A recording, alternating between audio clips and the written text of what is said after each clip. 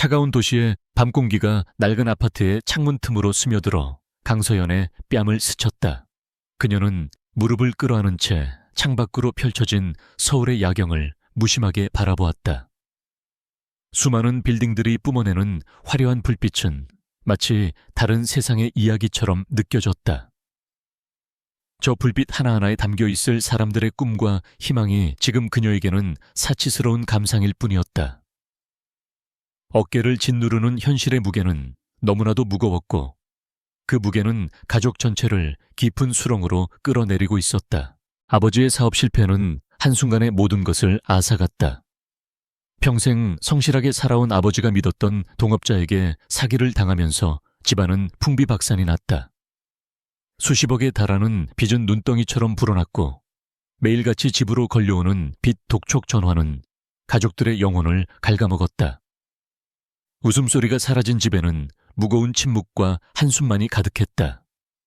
서연은 대학을 휴학하고 닥치는 대로 아르바이트를 했지만 거대한 빚 앞에서 그녀의 노력은 모래사장에 물을 붓는 것과 같았다. 그날도 어김없이 빚독촉에 시달리던 어머니가 방구석에 주저앉아 소리 없이 눈물을 흘리는 것을 보았을 때 서연은 심장이 찢어지는 듯한 고통을 느꼈다.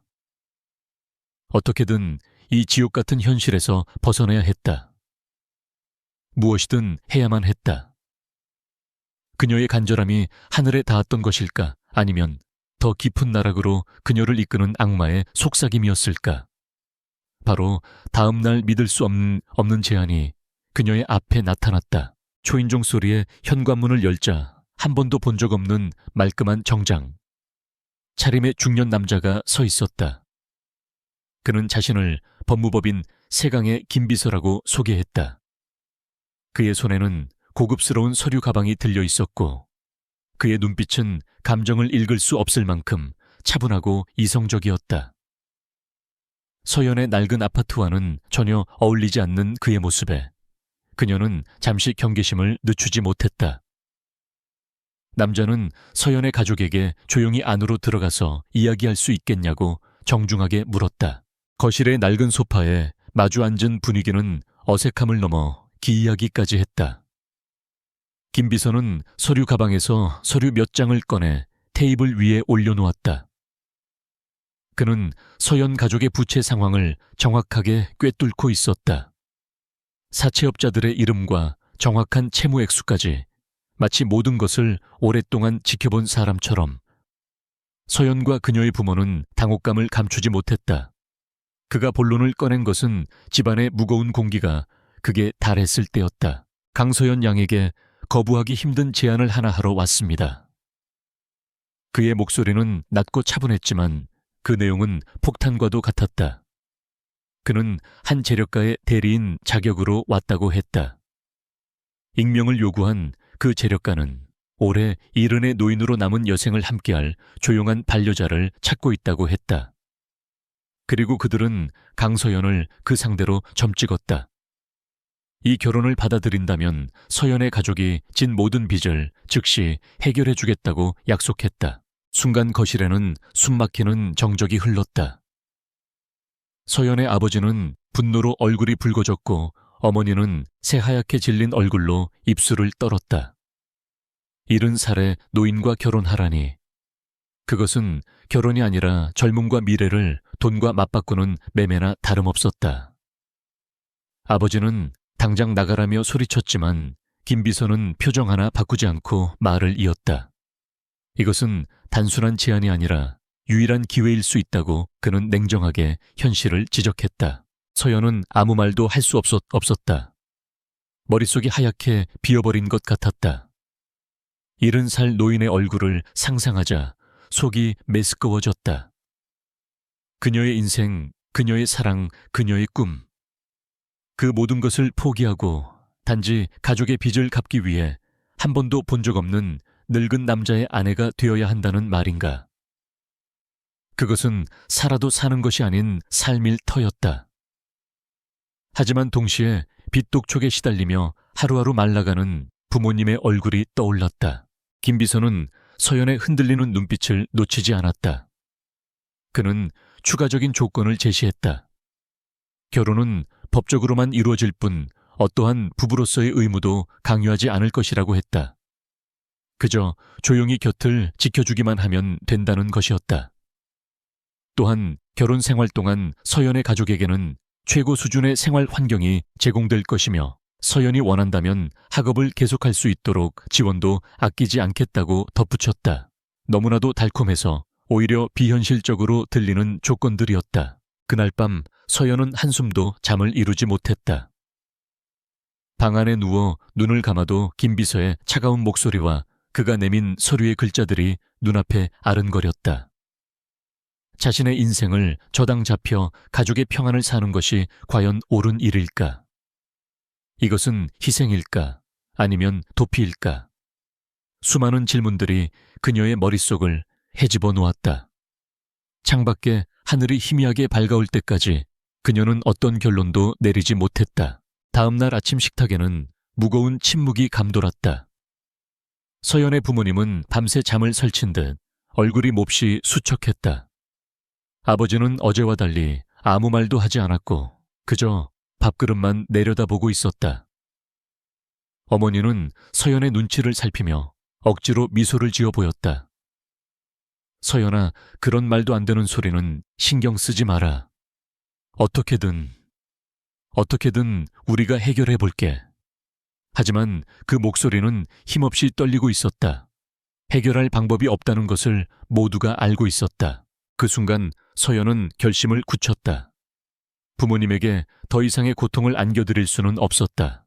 자신의 꿈과 미래도 중요하지만 가족이 무너지는 것을 눈앞에서 지켜보는 고통보다는 차라리 자신이 희생하는 편이 낫다고 생각했다. 어차피 이대로 간다면 그녀에게도 미래는 없었다. 빚더미 속에서 허우적거리다. 결국 모두 함께 가라앉게 될 뿐이었다. 그녀는 숟가락을 내려놓고 조용히 입을 열었다. 제가 그 제안 받아들이겠다고 전해주세요. 어머니의 눈에서 결국 눈물이 터져 나왔고 아버지는 고개를 숙인 채 어깨를 들썩였다. 그들의 눈물은 딸에 대한 미안함과 무력감의 표현이었다. 서연은 애써 눈물을 삼키며 덤덤한 표정을 지으려 노력했다.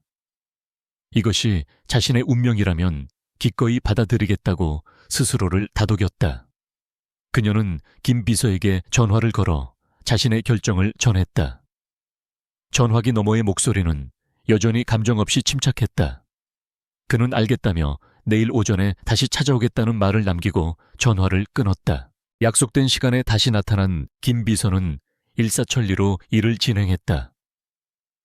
그는 서연에게 몇 가지 서류에 서명을 하도록 요구했다. 비밀 유지 서약서, 그리고 혼인 신고서였다. 남편이 될 사람의 이름은 한신우라고 적혀 있었고 직업란은 비어 있었다. 서연은 기계적으로 펜을 들어 자신의 이름을 적어 내려갔다. 그녀의 이름 3글자가 적히는 순간 그녀의 인생은 돌이킬 수 없는 강을 건넜다는 것을 직감했다. 모든 절차가 끝난 후 김 비서는 서연에게 짐을 챙길 시간을 주었다. 오늘 바로 그 남편이 될 사람이 사는 집으로 들어가야 한다는 것이었다. 갑작스러운 전개에 서연은 잠시 당황했지만 이미 마음의 준비를 하고 있었다. 그녀는 자신의 방으로 들어가 작은 여행 가방에 옷 몇 벌과 책 몇 권을 챙겨 넣었다. 돌아보지 않으리라 다짐했지만 손때 묻은 책상과 벽에 붙은 사진들을 보자 자신도 모르게 눈시울이 붉어졌다. 부모님과의 작별은 짧고도 무거웠다. 어머니는 딸의 손을 붙잡고 아무 말 없이 눈물만 흘렸고 아버지는 차마 딸의 얼굴을 마주보지 못하고 현관문 앞에서 등을 돌리고 서 있었다. 서연은 그들의 마음을 이해했다. 그녀는 억지로 밝은 목소리를 내며 말했다. 걱정 마세요. 저 잘 지낼게요. 자주 연락드릴게요. 하지만 그 약속을 지킬 수 있을지는 알 수 없었다. 그녀는 무거운 발걸음을 옮겨 김 비서가 준비한 검은색 세단에 올라탔다. 차가 서울의 번잡한 도심을 벗어나 한적한 외곽으로 향하는 동안 서연은 창밖의 풍경을 말없이 바라보았다. 익숙했던 풍경들이 점차 멀어지고 낯선 길들이 눈앞에 펼쳐졌다. 앞으로 그녀의 삶이 어떻게 될지, 그 잃은 살의 노인은 어떤 사람일지 모든 것이 불확실했다. 두려움과 불안감이 파도처럼 밀려왔지만 그녀는 입술을 굳게 깨물며 감정을 억눌렀다. 스스로 선택한 길이었고 이제 와서 물을 수는 없었다. 차는 한참을 달려 거대한 철문 앞에 멈춰 섰다. 철문은 소리 없이 양쪽으로 열렸고 잘 가꾸어진 넓은 정원이 눈앞에 펼쳐졌다. 정원 끝에는 고풍스러우면서도 위압적인 분위기를 풍기는 거대한 저택이 자리 잡고 있었다. 마치 동화 속 성처럼 아름다웠지만 서연에게는 자신을 가둘 감옥처럼 느껴졌다. 그녀는 마른 침을 삼키며 차에서 내렸다. 이제부터 이곳이 그녀가 살아야 할 집이었다. 그녀의 새로운 삶이 시작되는 곳이자 그녀의 젊음이 묻힐 무덤이었다. 김비서는 그녀를 저택의 현관으로 안내했다. 웅장한 문이 열리자 중년의 여인이 나와 그들을 맞았다. 그녀는 자신을 이 집의 총괄 집사인 박 여사라고 소개했다. 그녀의 표정은 엄격하고 무뚝뚝했으며 서연을 위아래로 훑어보는 시선은 날카로웠다. 박 여사는 김 비서와 짧게 눈인사를 나눈 뒤 서연에게 앞으로 지켜야 할 몇 가지 규칙에 대해 간략하게 설명했다. 목소리는 차가웠고 그 내용은 지시에 가까웠다. 회장님께서는 조용한 것을 좋아하십니다. 허락 없이는 지정된 구역 밖으로 나갈 수 없으며 외부와의 연락도 제한됩니다. 식사 시간은 정확히 지켜야 하고 항상 단정한 용모를 유지해야 합니다. 박 여사의 말은 서연에게 이곳이 평범한 집이 아니라는 것을 다시 한번 각인시켰다. 그녀는 그저 고개를 끄덕이는 것 외에는 할 수 있는 일이 없었다. 김 비서는 자신의 임무는 여기까지라며 박 여사에게 서연을 인계하고는 말없이 저택을 떠났다. 이제 이 거대한 저택에 의지할 사람 하나 없이 홀로 남겨졌다. 박 여사는 서연을 2층에 있는 방으로 안내했다. 방은 서연이 살던 낡은 아파트 전체보다도 넓고 화려했다. 고급스러운 가구와 부드러운 카펫 창밖으로 보이는 아름다운 정원까지 모든 것이 꿈만 같았다. 하지만 서연은 그 어떤 감흥도 느낄 수 없었다. 이 모든 화려함은 그녀의 자유와 맞바꾼 대가였다. 그녀는 창가에 서서 멀리 보이는 도시의 불빛을 바라보았다. 불과 하루 전만 해도 저 불빛의 일부였는데 이제는 완전히 다른 세계에 갇혀버린 기분이었다. 그녀는 앞으로 만나게 될 남편이라는 존재에 대해 생각했다. 70살의 노인. 과연 어떤 사람일까? 괴팍하고 이기적인 사람일 수도 있고 병들고 외로운 사람일 수도 있었다. 어떤 사람이든 그녀는 그를 받아들여야만 했다.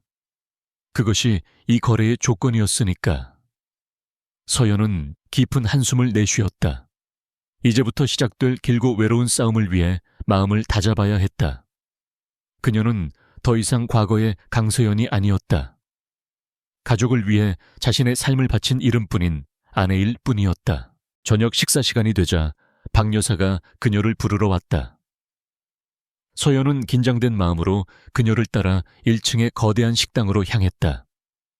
긴 테이블의 한쪽 끝에 휠체어에 앉은 노인이 등을 보인 채 앉아 있었다. 희끗희끗한 머리카락과 마른 어깨가 그의 나이를 짐작하게 했다. 심장이 세차게 뛰기 시작했다. 저 사람이 바로 그녀의 법적인 남편 한신우였다. 그녀는 조심스럽게 테이블로 다가가 그의 맞은편 의자에 앉았다. 그가 천천히 고개를 돌려 그녀를 바라보았다. 깊게 팬 주름과 무심한 눈빛, 굳게 담은 입술. 그는 서연을 잠시 동안 아무 말 없이 쳐다보기만 했다. 그 시선은 날카롭지도 따뜻하지도 않았다. 그저 모든 것을 체념한 사람처럼 공허하게 느껴졌다. 서연은 차마 그의 눈을 마주보지 못하고 고개를 숙였다.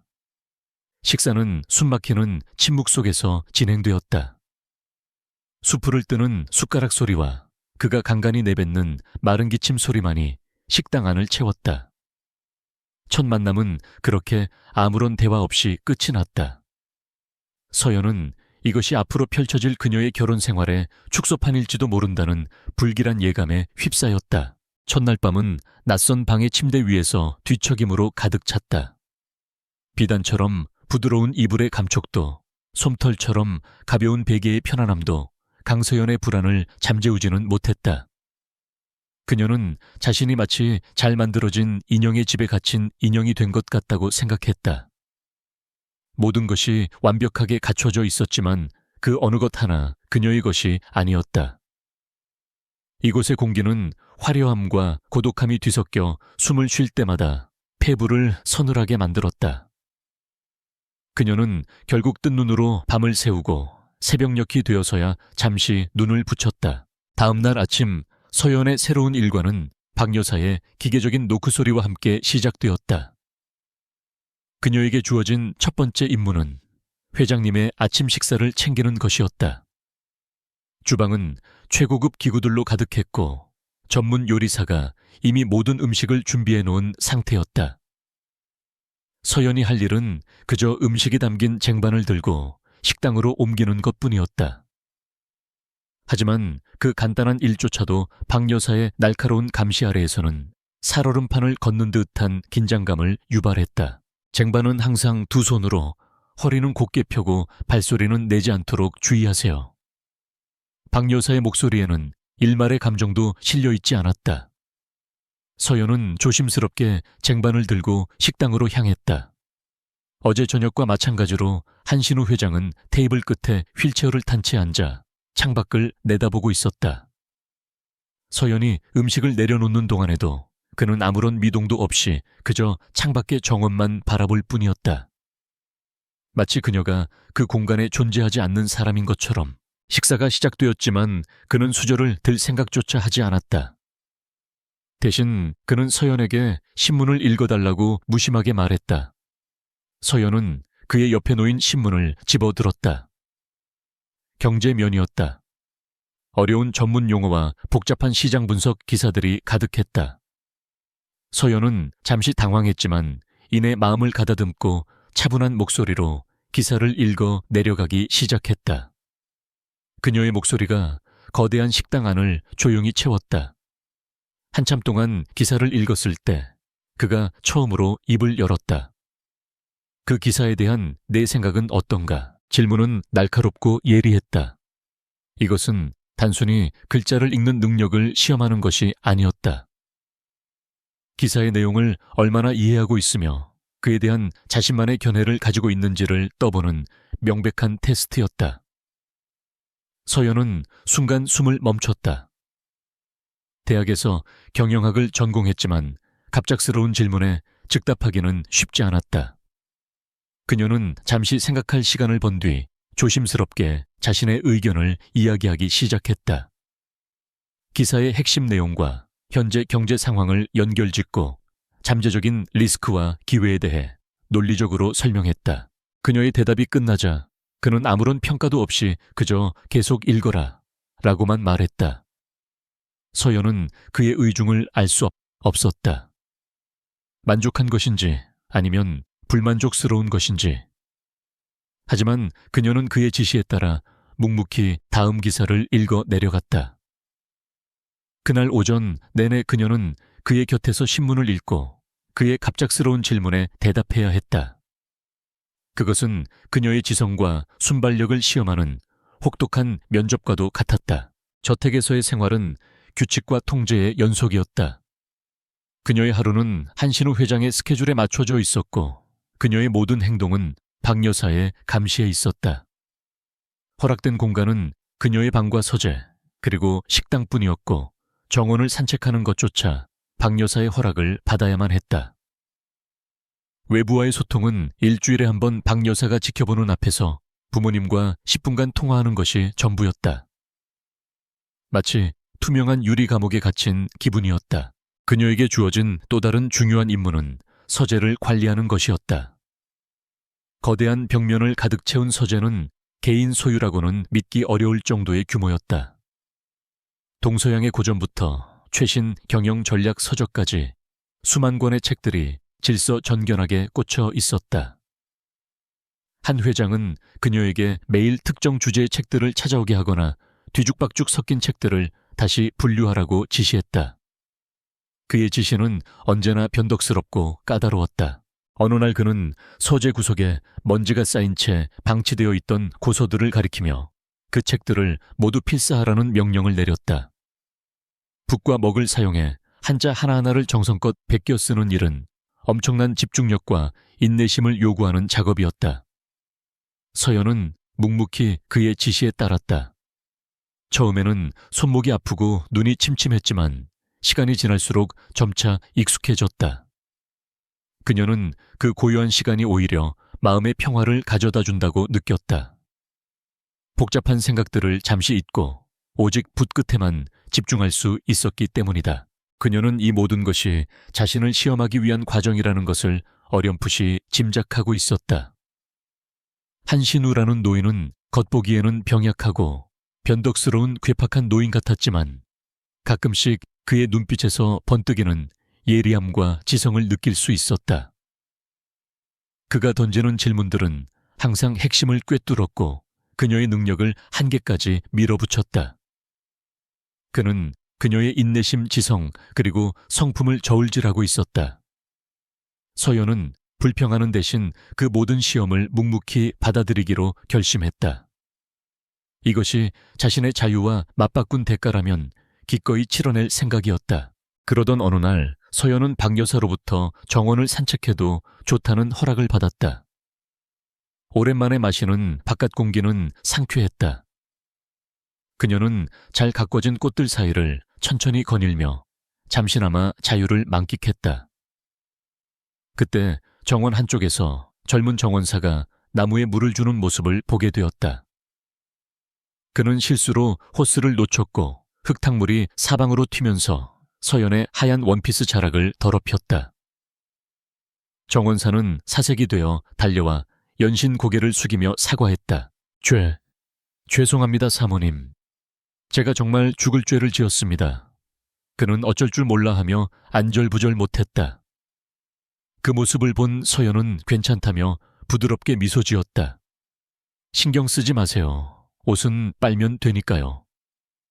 일하다 보면 그럴 수도 있죠. 그녀는 진심으로 그를 안심시켰다. 하지만 그 순간 어디선가 나타난 박 여사가 불호령을 내렸다. 지금 여기서 뭘 하는 겐가 감히 사모님 옷에 흙탕물을 튀겨 박 여사는 당장 그를 해고하겠다며 으름장을 놓았다. 정원사의 얼굴은 절망으로 하얗게 질렸다. 서연은 즉시 그녀를 막아섰다. 박 여사님, 그럴 필요 없어요. 제가 괜찮다고 말씀드렸잖아요. 이분의 실수가 아니에요. 하지만 박 여사는 요지부동이었다. 사모님께서는 집안의 규율을 모르십니다. 이런 작은 실수 하나가 전체의 기강을 무너뜨리는 법입니다. 이 일은 제가 알아서 처리하겠습니다. 그녀의 태도는 단호했다. 서연은 여기서 물러서면 저 젊은 정원사가 억울하게 일자리를 잃게 될 것이라고 생각했다. 그녀는 박 여사의 눈을 똑바로 마주보며 말했다. 제가 이 집의 안주인이라면 제게도 이 집 사람에 대한 최소한의 처결권은 있어야 한다고 생각합니다. 이분을 용서하겠어요. 이건 제 결정이니 더 이상 문제 삼지 말아주세요. 그녀의 목소리는 조용했지만 힘이 있었다. 박 여사는 잠시 놀란 듯 서연을 쳐다보았다. 늘 순종적으로만 보였던 서연의 단호한 모습에 당황한 기색이 역력했다. 잠시 동안의 침묵 끝에 박 여사는 마지못해 고개를 숙였다. 알겠습니다, 사모님. 뜻대로 하시지요. 그 사건 이후 저택의 고용인들이 서연을 대하는 태도가 미묘하게 달라졌다. 이전까지는 그녀를 그저 돈에 팔려온 어린 여자 정도로 여기며 투명 인간 취급했지만 이제는 그녀를 마주칠 때마다 정중하게 고개를 숙여 인사했다. 그녀가 보여준 단호함과 아랫사람을 감싸는 따뜻함이 그들의 마음을 움직인 것이다. 하지만 서연은 박 여사의 눈빛이 그날 이후로 더욱 차가워지고 날카로워졌음을 느낄 수 있었다. 그녀는 자신이 또 다른 시험을 통과했거나 혹은 새로운 미움을 샀을 것이라고 짐작했다. 한신우 회장의 시험은 날이 갈수록 교묘해지고 힘들어졌다. 어느 날 저녁 그는 서연과 함께 서재에서 바둑을 두었다. 서연은 어릴 적 할아버지에게 어깨너머로 배운 것이 전부였지만 최선을 다해 바둑돌을 놓았다. 몇 시간이 흘러 바둑판은 거의 채워졌고 형세는 서연에게 약간 유리하게 돌아가고 있었다. 그녀가 다음 수를 놓으려는 순간 한 회장이 갑자기 헛기침을 하며 팔을 휘저었다. 그의 손에 부딪힌 바둑판이 엎어지면서 공들여 놓았던 바둑돌들이 요란한 소리를 내며 바닥으로 흩어졌다. 에잇, 늙으니 손에 힘이 없어서 다 망쳐버렸구나. 그는 아무렇지도 않게 말하며 혀를 찼다. 하지만 서연은 보았다. 그의 눈빛에 스쳐 지나간 차가운 시험의 빛을. 그는 명백히 고의로 바둑판을 엎은 것이었다. 몇 시간 동안의 수고가 한순간에 물거품이 된 허탈한 상황. 그는 서연의 반응을 살피고 있었다. 여기서 분노를 터뜨리거나 실망한 기색을 내비치거나 혹은 억울함을 토로한다면 그녀는 이 시험에서 지게 되는 것이었다. 서연은 잠시 흩어진 바둑돌들을 내려다보았다. 그리고는 아무 말 없이 조용히 허리를 숙여 바둑돌을 하나씩 줍기 시작했다. 그녀의 얼굴에는 어떤 감정의 동요도 드러나지 않았다. 그저 묵묵히 그리고 차분하게 흩어진 돌들을 바둑통에 담을 뿐이었다. 흑돌과 백돌을 정성스럽게 구분하며 그녀는 나지막이 말했다. 괜찮습니다, 회장님. 바둑은 승패를 떠나 함께 두는 과정이 즐거운 것이니까요. 다시 시작하면 되죠. 그녀의 반응에 한신우 회장의 눈썹이 미세하게 꿈틀거렸다. 그는 아무 말 없이 휠체어를 돌려 서재를 나갔다. 그가 떠난 뒤에도 서연은 오랫동안 자리에 남아 바닥의 모든 바둑돌을 깨끗하게 정리했다. 그녀는 이 거대한 저택에서 살아남는 법을 조금씩 터득해가고 있었다. 그것은 감정을 드러내지 않는 것, 어떤 상황에서도 평정심을 잃지 않는 것, 그리고 상대방의 의도를 꿰뚫어 보면서도 섣불리 행동하지 않는 것이었다. 그녀의 인내는 강철처럼 단단해지고 있었고 그녀의 관찰력은 날마다 더욱 예리해지고 있었다. 그녀는 폭풍우가 몰아치는 바다 한가운데서 홀로 돛을 잡고 있는 선장처럼 위태롭지만 꿋꿋하게 자신의 자리를 지켜내고 있었다. 저택에서의 시간이 계절의 변화처럼 무심하게 흘러갔다. 강서연은 점차 이 낯선 공간의 리듬에 적응해 나가고 있었다. 한신우 회장의 예측 불가능한 요구와 박 여사의 얼음장 같은 감시는 여전했지만 이제 그녀는 그것들을 일종의 일과처럼 받아들일 수 있게 되었다. 그녀의 내면은 고요한 호수와 같아져서 웬만한 돌멩이에는 좀처럼 파문이 일지 않았다. 하지만 그 고요함은 새로운 인물의 등장으로 인해 곧 깨어질 운명이었다. 어느 화창한 오후 서연이 서재에서 책을 정리하고 있을 때 저택 현관 쪽이 소란스러워졌다.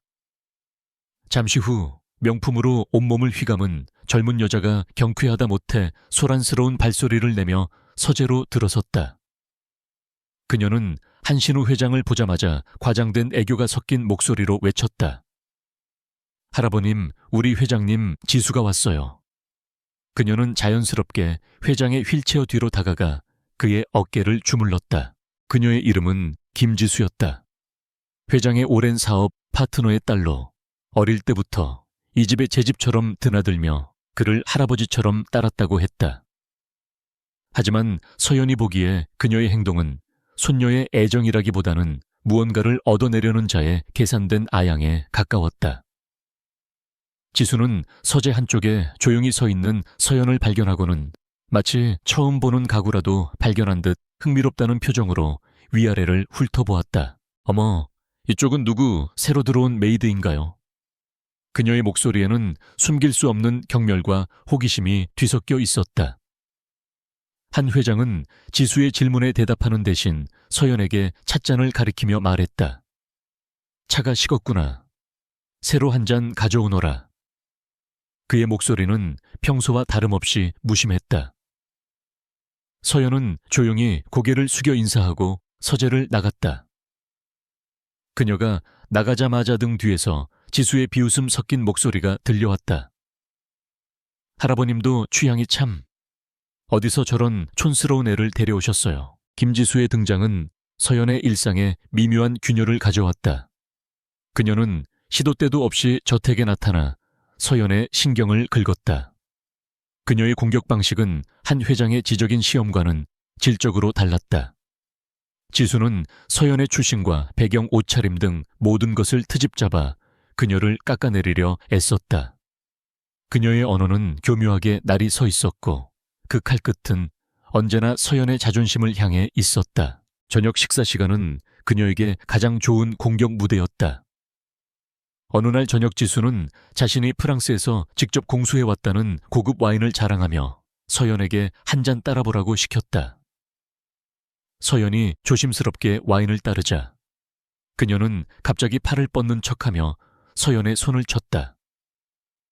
붉은 와인이 하얀 테이블보와 서연의 소박한 원피스 위로 쏟아졌다. 어머나 미안해서 어쩌지 손이 어쩜 그렇게 야무지지 못하니. 하긴 이런 비싼 와인은 처음 만져봐서 떨렸겠지. 지수의 목소리는 걱정하는 척했지만 그녀의 눈은 즐거움으로 반짝이고 있었다. 모든 시선이 서연에게 쏠렸다. 박 여사의 눈초리는 더욱 날카로워졌고 다른 고용인들은 난처한 표정으로 고개를 숙였다. 모두가 서연이 당황하거나 분노하기를 기대하는 듯했다. 하지만 서연은 잠시 쏟아진 와인을 내려다볼 뿐 조금도 동요하지 않았다. 그녀는 근처에 있던 냅킨으로 조용히 테이블을 닦아내며 나지막이 말했다. 죄송합니다. 제가 부주의했습니다. 옷은 갈아입고 오겠습니다. 그녀는 자리에서 일어나 차분하게 식당을 나갔다. 그녀의 뒷모습에는 어떤 굴욕감이나 분노의 흔적도 찾아볼 수 없었다. 오히려 그 침착함이 지수를 더욱 초조하게 만들었다. 한 회장은 그 모든 광경을 처음부터 끝까지 지켜보고 있었지만 아무 말도 하지 않았다. 그는 그저 수프를 한 숟가락 떠서 입으로 가져갈 뿐이었다.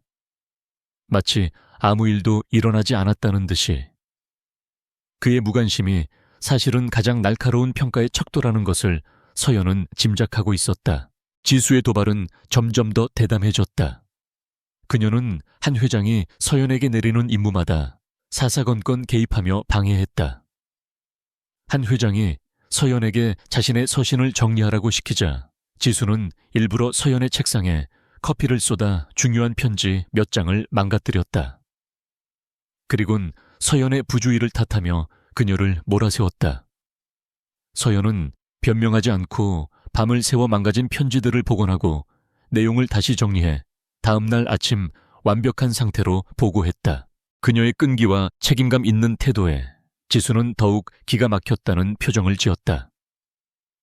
그녀는 서연을 무너뜨리기 위해 온갖 수단을 동원했지만 서연은 마치 바람 앞에 갈대처럼 유연하게 휘어질 뿐 결코 꺾이지 않았다. 오히려 지수의 유치한 방해 공작은 서연의 능력을 더욱 돋보이게 만드는 계기가 될 뿐이었다. 저택의 고용인들 사이에서는 점차 서연을 동정하고 지수를 비난하는 분위기가 형성되기 시작했다. 서연은 이 모든 상황을 겪으면서 점차 의구심을 품게 되었다. 김지수라는 여자의 존재 자체가 너무나 자규적이었다. 그녀의 모든 행동은 마치 잘 짜인 연극의 일부처럼 느껴졌다. 그리고 그 연극의 관객은 단 한 사람, 바로 한신우 회장이었다.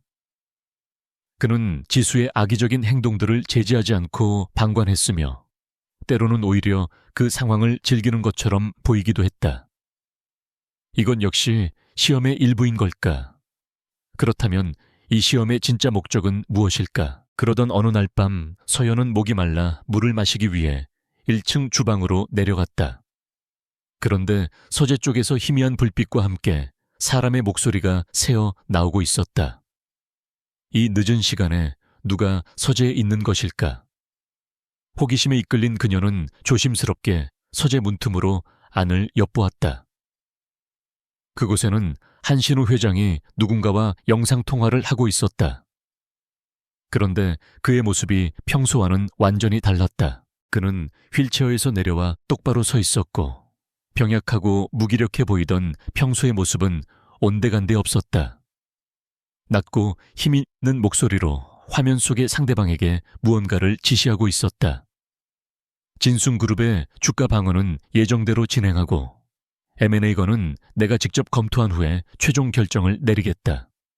그리고 김 이사 쪽 동태도 계속 주시하도록. 그의 목소리와 말투는 거대 기업을 이끄는 카리스마 넘치는 총수의 그것이었다. 서연은 숨을 죽였다. 진순그룹 분명 어디선가 들어본 이름이었다. 그 순간 서연은 모든 퍼즐 조각이 맞춰지는 듯한 충격을 받았다. 한신우라는 이름은 가명일 가능성이 높았다.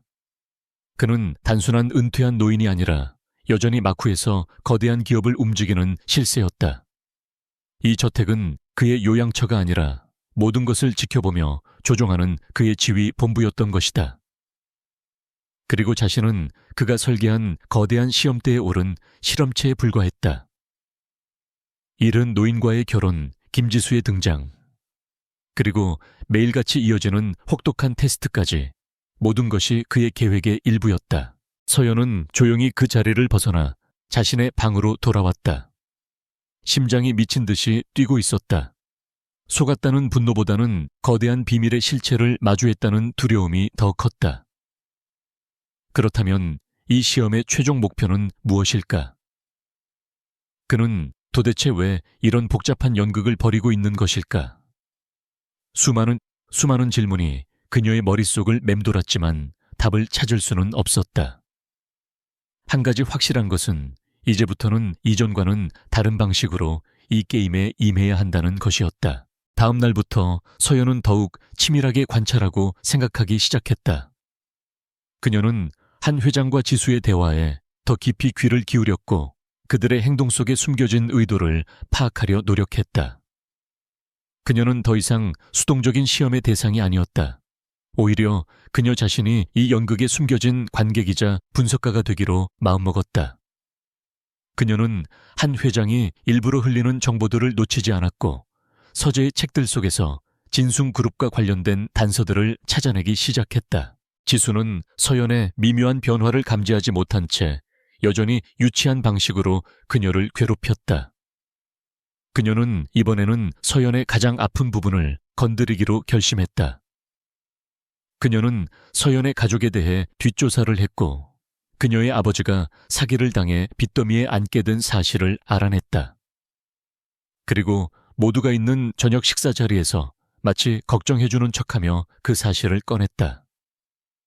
서연 씨 아버님은 괜찮으셔 사업이 그렇게 힘들어지셨다면서 빚 때문에 딸을 이렇게 팔아넘긴 심정이 오죽하실까. 그 순간 식당 안의 공기는 얼어붙었다. 그것은 서연에게 가할 수 있는 가장 잔인한 공격이었다. 그녀의 희생을 한낱 돈 때문에 자식을 판 부모의 이기심으로 전락시키는 악의적인 발언이었다. 서연의 손에 들려있던 포크가 접시 위에서 멈췄다. 그녀는 천천히 고개를 들어 지수를 바라보았다. 그녀의 눈빛은 이전처럼 평온하지 않았다. 그 안에는 차가운 분노와 경멸이 서려 있었다. 이제는 더 이상 참아줄 수 없다는 명확한 신호였다. 지수는 그 서늘한 눈빛에 자신도 모르게 움찔했다. 거대한 폭풍이 몰려오기 직전의 고요함이 식당 안을 가득 메웠다. 김지수의 악의가 담긴 말이 식당의 공기를 칼날처럼 갈랐다. 강서연은 잠시 동안 침묵했다. 그 침묵은 굴복이나 당황이 아니었다. 그것은 방역을 위해 가장 예리한 단어를 고르는 사냥꾼의 시간이었다. 마침내 그녀는 고개를 들어 지수를 똑바로 쳐다보았다. 그녀의 눈빛은 차갑게 가라앉아 있었지만 그 목소리는 놀라울 정도로 차분하고 명료했다. 지수 씨 말이 맞아요. 저희 아버지는 한순간의 실수로 모든 것을 잃으셨죠. 하지만 아버지는 단 한 번도 당신의 딸을 팔아넘긴다는 생각은 하지 않으셨어요. 그녀는 말을 이어갔다. 오히려 제 선택을 끝까지 반대하셨죠. 당신의 딸이 고생할까봐, 행복하지 않을까봐 밤새 눈물로 지새우신 분입니다. 제가 이곳에 온 것은 빚 때문이기도 하지만 그보다 더 중요한 것은 무너진 가족을 다시 일으켜 세우고 싶은 제 자신의 의지 때문입니다. 이것은 거래가 아니라 제가 제 가족을 지키기 위해 선택한 싸움이에요. 그녀의 목소리는 조용했지만 식당 안의 모든 사람의 귀에 똑똑히 박혔다. 서연은 잠시 숨을 고른 뒤 시선을 한신우 회장에게로 옮겼다. 그리고 저는 제가 한 선택에 대해 단 한순간도 부끄러워한 적이 없습니다. 누군가는 저를 동정하거나 비난할지도 모르지만 저는 스스로의 힘으로 운명에 맞서고 있다고 생각합니다. 진정으로 부끄러워해야 할 사람은 자신의 안위를 위해 타인의 가장 아픈 상처를 함부로 들추어내며 즐거워하는 사람이 아닐까요? 그 말은 명백히 김지수를 겨냥한 것이었다. 지수의 얼굴이 새빨갛게 달아올랐다가 이내 새하얗게 질렸다. 서연의 논리, 정연하고 당당한 방역에 그녀는 한마디도 대꾸하지 못했다. 오히려 자신의 유치함과 잔인함만 모든 사람 앞에 드러낸 꼴이 되고 말았다. 박 여사조차 놀란 눈으로 서연을 바라보았고 다른 고용인들은 남몰래 통쾌하다는 표정을 지었다. 그동안 모든 것을 지켜보기만 하던 한신우 회장이 처음으로 입가에 희미한 미소를 띄었다. 그는 냅킨으로 입을 닦으며 나지막이 말했다. 음식이 다 식었구나. 그만들 하지. 그의 말 한마디에 모든 상황이 정리되었다. 그날 이후 김지수는 한동안 저택에 나타나지 않았다. 서연의 완벽한 승리였다. 며칠 뒤 한 회장은 아침 식사 자리에서 서연에게 뜻밖의 제안을 했다. 그는 서연에게 봉투 하나를 내밀었다. 그 안에는 시내의 한 갤러리에서 열리는 현대미술 전시회의 초대권 2장과 함께 신용카드가 들어있었다. 오늘은 하루 쉬거라. 나가서 바람도 쐬고 보고 싶은 것이 있으면 그것으로 사도 좋다. 저녁 식사 시간 전까지는 돌아오도록. 그의 말은 여전히 무심했지만 서연은 그것이 그날의 일에 대한 보상이라는 것을 알 수 있었다. 오랜만에 주어진 자유였다. 서연은 박 여사가 골라준 단정한 베이지색 원피스로 갈아입고 저택을 나섰다. 운전기사가 그녀를 갤러리 앞에 내려주었다. 도시의 소음과 활기찬 사람들의 모습이 낯설면서도 반갑게 느껴졌다. 그녀는 깊게 숨을 들이쉬며 갤러리 안으로 들어갔다. 넓고 환한 공간에 걸린 추상적인 그림들이 그녀를 맞았다. 서연은 잠시 모든 것을 잊고 순수하게 그림에 몰입하기 시작했다. 그림 하나하나에 담긴 작가의 고뇌와 열정을 느끼며 그녀는 자신의 처지를 잠시 잊을 수 있었다. 그림을 감상하는 것은 그녀에게 유일한 사치이자 위안이었다. 한참 동안 갤러리 안을 거닐던 그녀의 발걸음이 거대한 캔버스 앞에 멈춰 섰다. 검은색과 짙은 푸른색이 격렬하게 뒤섞여 폭풍우 치는 밤바다를 연상시키는 그림이었다. 그 압도적인 절망감과 그 속에서도 꿈틀거리는 희미한 희망의 빗줄기에 그녀는 완전히 매료되었다. 그녀가 그림의 넋을 잃고 있을 때 옆에서 나직한 목소리가 들려왔다. 절망의 끝에서 발견한 구원처럼 보이지만 사실은 더 깊은 심연으로 끌어들이는 유혹일지도 모르죠. 고개를 돌리자 깔끔한 회색 니트에 면바지를 입은 남자가 그녀와 같은 그림을 보며 서 있었다. 그는 뚜렷한 이목구비와 지적인 분위기를 풍겼지만 어딘가 모르게 냉소적인 그늘이 어려 있었다. 서연은 잠시 남자를 바라보다가 조용히 대답했다. 저는 다르게 생각해요. 저 빛은 외부에서 온 구원이 아니라 절망적인 어둠 속에서 스스로 만들어낸 내면의 의지 같아요. 그래서 더 작고 희미하지만 결코 꺼지지 않을 거라고 믿어요. 그녀의 해석에 남자의 눈이 가늘어졌다. 그는 흥미롭다는 듯 서연을 찬찬히 훑어보았다. 그의 시선에 서연은 자신이 너무 나섰다는 생각에 얼굴이 살짝 붉어졌다. 남자는 부드럽게 미소 지으며 자신을 소개하지 않은 채 대화를 이어갔다. 내면의 의지라. 흥미로운 관점이군요. 하지만 의지만으로는 이 거친 파도를 헤쳐나가기엔 역부족이지 않을까요? 결국 세상은 거대한 힘의 논리에 의해 움직이니까요. 그의 말에는 세상에 대한 깊은 불신과 냉소가 배어 있었다. 마치 모든 것을 가져봤지만 그 어떤 것에서도 진정한 의미를 찾지 못한 사람처럼 서연은 그의 말에 반박했다. 그럴지도 모르죠. 하지만 저 작은 빛마저 없다면 파도에 맞서 싸울 시작조차 할 수 없을 거예요. 결과가 어떻든 그 빛을 품고 있는 한은 아직 끝난 게 아니라고 생각해요. 두 사람은 그림 앞에서 한참 동안이나 예술과 인생에 대한 대화를 나누었다. 남자는 서연의 깊이 있는 생각과 순수한 열정에 점차 빠져들었다. 그는 수많은 사람들을 만나봤지만 그녀처럼 꿈이 먹고 맑은 통찰력을 가진 사람은 처음이었다. 대화가 깊어질수록 서연 역시 그에게 묘한 끌림을 느꼈다. 그의 냉소적인 태도 이면에는 사실 누구보다 뜨거운 열정과 세상을 향한 깊은 고뇌가 숨어 있음을 알 수 있었다. 그는 단지 부유한 집안에서 태어난 도련님이 아니라 자신만의 세계를 가진 고독한 영혼처럼 보였다. 두 사람 사이에는 이름도 신분도 모르는 상태에서 오는 기묘한 편안함과 설렘이 감돌았다. 시간이 얼마나 흘렀을까? 서연은 문득 손목시계를 보고 깜짝 놀랐다. 저택으로 돌아가야 할 시간이 얼마 남지 않았다. 그녀는 아쉬운 표정으로 남자에게 인사를 건넸다. 이제 그만 가봐야겠어요. 오늘 즐거운 대화였습니다.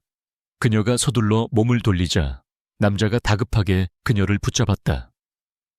잠시만요. 혹시 성함이라도 알 수 있을까요? 서연은 순간 망설였다. 자신의 이름을 그리고 자신의 처지를 밝힐 수가 없었다. 그녀는 그저 낯선 곳에서 우연히 만난 지적인 남자와 나눈 즐거운 대화, 그 아름다운 기억을 그대로 간직하고 싶었다. 그녀는 희미하게 미소 지으며 고개를 저었다. 이름 없는 스침이 더 아름다울 때도 있는 법이죠. 그럼 안녕히. 그녀는 그 말을 남기고 뒤도 돌아보지 않은 채 갤러리를 빠져나왔다. 남자는 그녀가 사라진 방향을 멍하니 바라보았다. 그녀의 이름도 연락처도 알지 못했다. 마치 한여름 밤의 꿈처럼 그녀는 그렇게 나타났다가 순식간에 사라져버렸다. 하지만 그녀가 남긴 맑은 눈빛과 당찬 목소리는 그의 마음에 깊은 잔상을 남겼다. 그는 그림보다 더 강렬했던 그녀와의 만남을 곱씹으며 자기도 모르게 미소를 지었다. 그의 이름은 한민준 진숭그룹의 유일한 후계자이자 한신우 회장이 그토록 며느리감을 찾아 헤매게 만든 장본인이었다. 저택으로 돌아온 서연의 마음은 이전과 미묘하게 달라져 있었다. 잿빛 같던 그녀의 일상에 작은 색채가 더해진 기분이었다.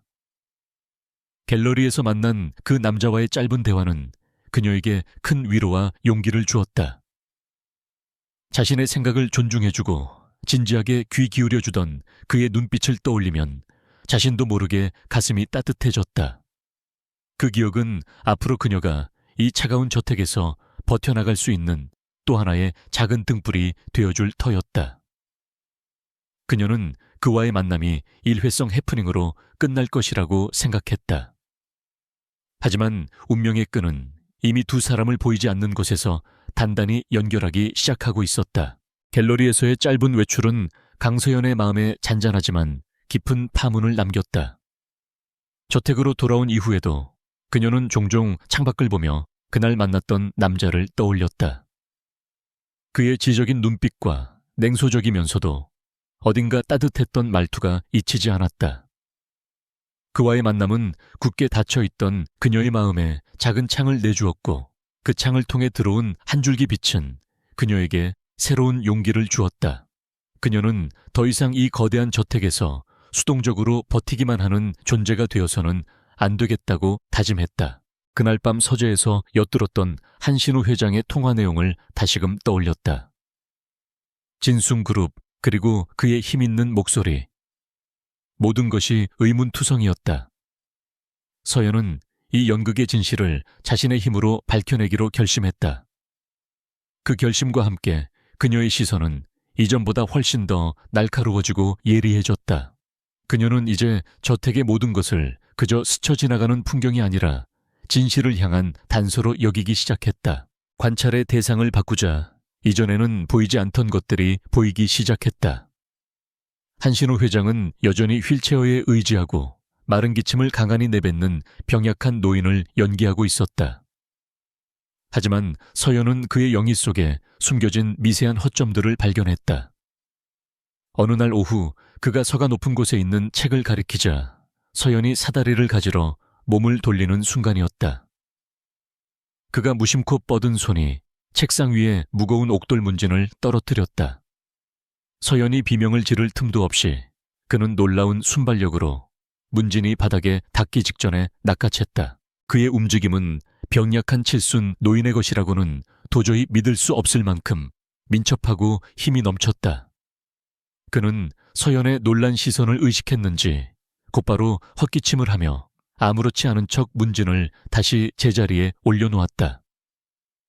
나이드니 손끝에 감각이 무뎌져서 큰일이야. 하지만 그의 변명은 서연의 의심에 더욱 불을 지폈을 뿐이다. 그녀는 또한 그가 서명하는 서류에 남겨진 필체가 조금도 떨림없이 강하고 힘차다는 것을 발견했다. 그의 시험 방식 또한 더욱 노골적으로 변해갔다. 그는 이제 단순한 인내심 테스트를 넘어 서연에게 진순그룹의 실제 사업과 관련된 것처럼 보이는 가상의 과제들을 내주기 시작했다. 해외 자원 개발 프로젝트의 사업 타당성 보고서를 검토하게 하거나 경쟁사의 적대적 M&A 시도에 대한 방어 전략을 세워보라고 요구했다. 그는 서연의 보고서를 날카롭게 비판하고 허점을 지적하며 그녀를 한계까지 몰아붙였다. 그 과정에서 서연은 그가 은퇴한 노인이라고는 믿기 어려울 정도의 해박한 현대 경영 지식과 시장을 꿰뚫는 통찰력을 가지고 있음을 깨달았다. 그와의 토론은 마치 최고의 경영대학원에서 1:1 과외를 받는 것과 같았다. 그녀는 그의 가르침을 스펀지처럼 흡수하며 빠르게 성장했다. 동시에 진순그룹이라는 이름이 그녀의 머릿속에 더욱 깊이 각인되었다. 이 모든 시험이 진순그룹과 관련이 있다는 확신이 들기 시작했다. 결정적인 단서는 전혀 예상치 못한 곳에서 나왔다. 어느 주말 오후 박 여사는 서연에게 창고 정리를 도와달라고 부탁했다. 창고에는 한 회장의 오래된 물건들이 가득했다. 낡은 앨범과 빛바랜 사진들을 정리하던 중 박 여사는 한 사진 앞에서 잠시 추억에 잠긴 듯한 표정을 지었다. 그 사진 속에는 지금보다 훨씬 젊고 기품 있는 모습의 한 회장이 어린 아들의 손을 잡고 환하게 웃고 있었다. 박 여사는 사진을 부드럽게 쓰다듬으며 자신도 모르게 나지막이 읊조렸다. 회장님께서 진숭의 경영권을 도련님께 넘겨주시기 직전이었지. 저 때만 해도 두 분 사이가 참 좋았는데. 그녀는 말을 잇다가 서연의 존재를 깨닫고는 황급히 입을 다물었다. 하지만 이미 늦었다. 진숭과 도련님. 서연이 그토록 찾아 헤매던 두 개의 퍼즐 조각이 눈앞에 나타난 순간이었다. 서연은 아무것도 못 들은 척 태연하게 다른 앨범을 정리하는 신용을 했다. 하지만 그녀의 심장은 세차게 뛰고 있었다. 박 여사는 자신의 실수를 만회하려는 듯 서둘러 앨범들을 상자에 담아 창고 깊숙이 밀어 넣었다. 그날 이후 그녀는 서연을 대하는 태도가 더욱 차가워지고 경계심이 역력해졌다. 서연은 그녀가 자신의 정체를 감추기 위해 더욱 필사적으로 노력하고 있음을 알 수 있었다. 그날 밤 서연은 자신의 방에서 모든 단서들을 종합하기 시작했다. 한신호 회장의 건강 상태에 대한 의심, 진순그룹과 관련된 시험들, 그리고 박 여사의 결정적인 말실수. 모든 것이 하나의 가설을 가리키고 있었다. 한신호 회장은 바로 진순그룹의 전설적인 총수 한태웅 회장일 가능성이 높았다. 그리고 그에게는 경영권을 물려받은 도련님, 즉 아들이 있었다. 문제는 어떻게 이 가설을 확인할 것인가였다. 저택 내에서는 인터넷 사용이 엄격히 통제되었고 외부와의 접촉은 불가능에 가까웠다. 며칠을 고민하던 서연에게 기회가 찾아왔다. 한 회장이 최신형 태블릿 PC를 구입해 서연에게 사용법을 알려달라고 부탁한 것이다. 그는 IT 기기에 익숙하지 않은 척했지만 서연은 그건 역시 연기라는 것을 간파했다. 그녀는 그의 의도를 역이용하기로 마음먹었다. 그녀는 며칠에 걸쳐 한 회장에게 태블릿 사용법을 친절하게 가르쳐 주었다. 그리고 그가 잠시 자리를 비운 틈을 타 재빨리 인터넷에 접속해 진숭그룹을 검색했다. 수많은 기사들이 쏟아져 나왔다. 그리고 그곳에서 그녀는 진숭그룹을 이끄는 총수 한태웅 회장의 사진을 발견했다. 비록 세월의 흔적이 묻어났지만 그는 의심의 여지 없이 지금 그녀의 남편 행세를 하고 있는 한신우 회장이었다. 심장이 쿵 하고 내려앉았다. 자신의 추리가 사실로 확인된 순간 그녀는 전율을 느꼈다. 그녀는 이어서 그의 아들에 대해 검색했다. 한민준, 진숭그룹의 젊은 CEO. 기사와 함께 실린 그의 사진을 클릭하는 순간 서연은 숨을 멈췄다. 모니터 속에서 자신을 바라보고 있는 남자는 바로 며칠 전 갤러리에서 그녀와 그림에 대해 열띤 토론을 벌였던 그 남자였다. 모든 것이 명확해졌다. 갤러리에서의 만남은 결코 우연이 아니었다. 그건 역시 한태웅 회장이 정교하게 설계한 시험의 일부였던 것이다. 그는 저택 안에서의 시험뿐만 아니라 저택 밖에서의 우연을 가장한 만남을 통해 자신을 입체적으로 평가하고 있었다. 머릿속이 복잡하게 얽히며 배신감과 혼란스러움이 밀려왔다. 자신은 철저히 그들 부자의 손바닥 위에서 놀아나고 있었던 것이다. 하지만 분노는 길지 않았다. 분노를 넘어선 차가운 이성이 그녀의 머리를 지배하기 시작했다. 이 시험의 목적은 무엇일까? 왜 그들은 평범한 자신을 상대로 이렇게까지 거대하고 치밀한 연극을 벌이는 것일까?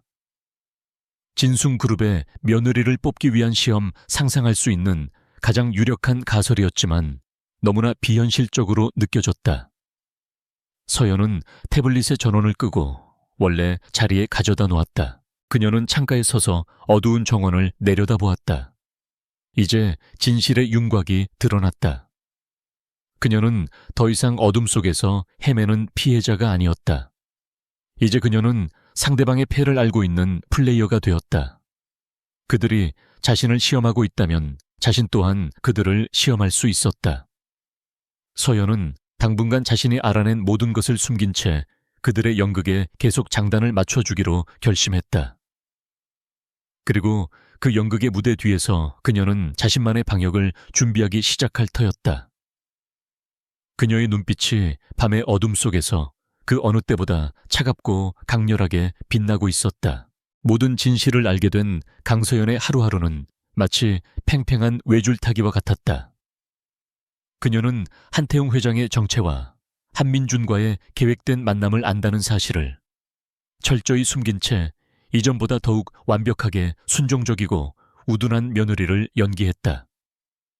하지만 그 연기 뒤에서는 날카로운 칼날을 가는 전사처럼 매 순간 상대의 움직임을 분석하고 다음 수를 계산했다. 그녀의 이런 변화는 저택의 공기를 미묘하게 바꾸어 놓았다. 한태웅 회장은 서연의 과제 수행 능력이 날이 갈수록 놀랍게 발전하는 것을 흥미롭게 지켜보았다. 그녀가 제출하는 보고서는 이제 막 경영학을 배운 학생의 수준을 넘어 현장에서 수년간 굴은 베테랑 전략가처럼 깊이 있고 날카로웠다. 그는 서연이 자신의 정체를 눈치챘을지도 모른다고 어렴풋이 짐작했지만 섣불리 드러내지 않고 그녀의 다음 행동을 기다렸다. 두 사람 사이에는 보이지 않는 팽팽한 탐색전이 벌어지고 있었다. 한동안 잠잠했던 김지수가 다시 저택에 나타난 것은 바로 그 무렵이었다. 그녀는 서연의 입지가 이전보다 훨씬 단단해졌다는 것을 본능적으로 감지했다. 한 회장이 서연을 대하는 눈빛에는 이제 단순한 시험관의 냉정함을 넘어 제법 쓸만한 인재를 발견한 자의 만족감 같은 것이 희미하게 서려 있었다. 지수는 더 이상 사소한 괴롭힘으로는 서연을 무너뜨릴 수 없다는 사실에 위기감과 질투심을 느꼈다. 그녀는 이번에야말로 강서연을 이 집에서 영원히 쫓아낼 수 있는 결정적인 한 방을 준비해야겠다고 결심했다. 지수는 치밀하게 계획을 세우기 시작했다. 서연에게 씻을 수 없는 오명을 씌우기 위해서는 단순한 실수나 부주의가 아닌 배신이라는 주홍글씨를 새겨야 했다. 그녀는 진숭그룹의 최대 경쟁사인 태영그룹의 내부 정보를 이용하기로 마음먹었다. 그녀의 아버지는 태영그룹의 고위 임원과 친분이 있었고 그 관계를 이용해 거짓 정보를 흘릴 계획을 세웠다. 목표는 강서연을 진숭그룹의 기밀을 빼돌려 경쟁사에 팔아넘기려 한 산업 스파이로 만드는 것이었다. 계획의 실행을 위해 가장 중요한 것은 미끼였다. 지수는 한태웅 회장의 서재에 있는 기밀 문서를 이용하기로 했다. 그녀는 한 회장이 최근 진숭바이오에서 개발 중인 신약기술 관련 보고서를 각별히 다룬다는 사실을 알고 있었다. 이 문서는 아직 외부에 공개되지 않은 1급 기밀로 만약 유출된다면 진숭그룹의 주가에 치명적인 타격을 줄 수 있었다. 그녀는 바로 그 문서를 범행의 도구로 삼기로 했다. 지수는 며칠에 걸쳐 서연의 행동 패턴을 면밀히 관찰했다. 서연이 매일 저녁 회장의 서재를 정리하는 짧은 시간을 노리기로 했다. 그녀는 먼저 대포폰을 구해 마치 서연이 태영그룹의 내부자와 접촉하는 것처럼 보이는 문자 메시지들을 조작했다. 메시지에는 신약기술의 핵심 정보를 암시하는 은어와 함께 거액의 거래를 약속하는 내용이 담겨 있었다. 또한 차명 계좌를 통해 서연의 가족에게 의문의 돈이 송금된 것처럼 보이는 가짜 거래 내역서까지 완벽하게 준비했다. 마침내 계획을 실행하기로 한 날, 저녁 지수는 평소보다 일찍 저택을 찾아왔다. 그녀는 한 회장과 담소를 나누는 척하며 서재에 머물렀다. 서연이 서재를 정리하기 위해 들어오자 지수는 일부러 회장의 시선을 다른 곳으로 돌리며 서연에게 눈짓을 보냈다. 그리고는 자신이 서재를 나가는 척하면서 몰래 숨어 서연의 행동을 지켜보았다. 서연은 평소처럼 묵묵히 책들을 정리하고 책상을 닦았다. 바로 그때 지수는 준비해둔 작은 USB를 서연의 가방 주머니에 몰래 집어넣었다. 그 안에는 기밀 문서의 스캔 파일이 담겨 있었다. 서연이 서재를 나가자 지수는 즉시 한 회장에게 다가가 다급한 목소리로 외쳤다. 할아버님, 큰일 났어요. 책상 위에 있던 진숭바이오 보고서가 없어졌어요. 그녀의 연기는 너무나도 실감나서 한 회장조차 순간 진짜로 놀란 표정을 지었다. 그는 즉시 책상을 확인했고 중요한 보고서가 사라진 것을 확인했다. 박 여사를 비롯한 저택의 모든 고용인들이 서재로 불려왔고 저택은 발칵 뒤집혔다. 지수는 눈물을 글썽이며 말했다. 제가 아까 잠시 봤는데 서연 씨가 회장님 책상 근처에서 무언가 수상한 행동을 하는 것 같았어요. 설마 했는데. 그녀는 말을 잇지 못하며 서연에게 의심의 화살을 돌렸다. 박 여사는 즉시 서연의 방을 수색해야 한다고 주장했다. 한 회장은 침통한 표정으로 고개를 끄덕였다. 그는 서연에게 일말의 믿음을 보내는 듯한 눈빛을 보냈지만 상황은 그녀에게 절대적으로 불리하게 돌아가고 있었다. 서여연은 자신의 방으로 향하는 그들의 뒤를 따르며 냉정하게 상황을 분석했다. 이것은 김지수가 자신을 완전히 매장하기 위해 파놓은 함정이었다. 모든 것이 너무나도 완벽하게 짜여 있었다. 그녀는 자신의 결백을 주장했지만 아무도 귀 기울여주지 않았다. 박 여사와 고용인들은 이미 그녀를 범인으로 단정한 듯 차가운 시선으로 그녀를 쏘아보고 있었다. 예상대로 박 여사는 서연의 방을 샅샅이 뒤지다가 그녀의 가방에서 USB를 발견했다. 지수는 그것을 보자마자 마치 기다렸다는 듯이 소리쳤다. 이것 좀 보세요. 이 안에 분명 그 기밀 자료가 들어있을 거예요. 그녀는 자신의 노트북에 USB를 연결했고 화면에는 진숭바이오의 기밀 보고서 파일이 나타났다. 모든 것이 명백한 증거처럼 보였다. 이제 서연은 빼도 박도 못하는 상황에 몰렸다. 하지만 지수의 공격은 여기서 끝나지 않았다. 그녀는 미리 준비해둔 조작된 문자 메시지와 입금 내역서를 한 회장에게 내밀었다. 이것 보세요, 할아버님. 강서연이 태영그룹 쪽에 정보를 팔아넘기려고 한 증거예요. 가족들 빚 갚으려고 이런 끔찍한 짓까지 저지른 거예요. 이제 상황은 돌이킬 수 없어 보였다. 배신한 산업 스파이라는 누명은 너무나도 치명적이었다. 한태웅 회장의 얼굴은 분노와 실망으로 굳어졌다. 그는 서연을 향해 깊이 실망했다는 듯한 목소리로 말했다. 나는 자네를 믿었네. 내 사람이라고 생각했어. 그런데 어떻게 이런 배신을 할 수가 있나? 그의 목소리는 차갑게 식어 있었다. 서연은 그가 연기하고 있다는 것을 알았지만 그의 눈빛에 담긴 실망감의 일부는 진짜처럼 느껴져 가슴이 아팠다. 어쩌면 그는 이 시험이 이렇게까지 더럽고 잔인한 방식으로 진행되는 것을 원하지 않았을지도 모른다. 박 여사는 당장 서연을 경찰에 넘겨야 한다고 주장했다. 하지만 한 회장은 고개를 저었다. 아니, 진숭의 이름에 먹칠을 할 수는 없네. 이 일은 조용히 처리해야 해. 그는 서연에게 방에서 한 발짝도 나오지 말고 근신하라고 명령했다. 사실상의 감금이었다. 그는 이 문제를 어떻게 처리할지 고민해 보겠다고 말하며 모두를 물러나게 했다. 서연은 자신의 방에 홀로 남겨졌다. 문 밖에서는 고용인이 그녀를 감시하고 있었다. 그녀는 완벽하게 고립되었다. 사방이 벽으로 막힌 절망적인 상황이었다.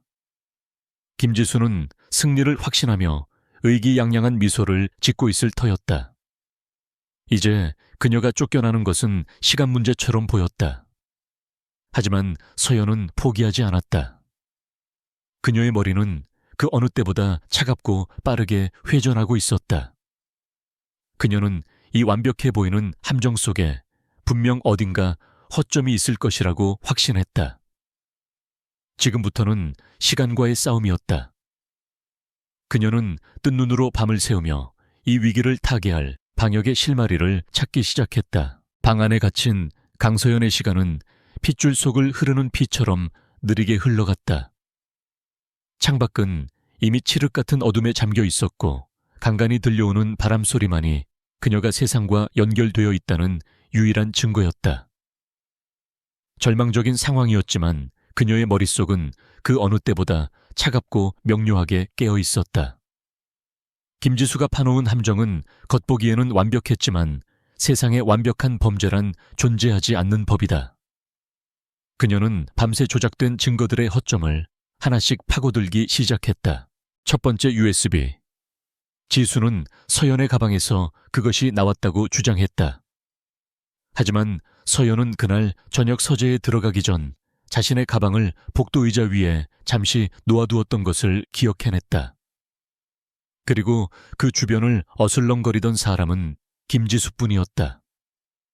CCTV가 없는 저택의 구조는 지수에게 범행의 기회를 주었지만 동시에 서연에게는 방역의 논리를 제공했다.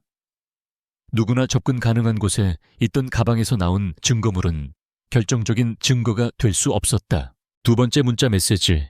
대포폰을 이용한 조작은 추적이 어렵다는 약점이 있지만 메시지 내용 자체에 함정이 있었다. 지수는 서연을 흉내내려고 했지만 평소 서연이 쓰지 않는 단어나 말투가 분명 섞여 있을 터였다. 무엇보다 서연은 자신의 휴대폰 통화 기록과 메시지 내역 전체를 공개할 자신이 있었다. 결백한 자의 당당함은 그 무엇보다 강력한 무기가 될 수 있었다. 세 번째 의문의 송금 내역. 이것이 가장 까다로운 부분이었다. 하지만 서연은 역으로 생각하기로 했다.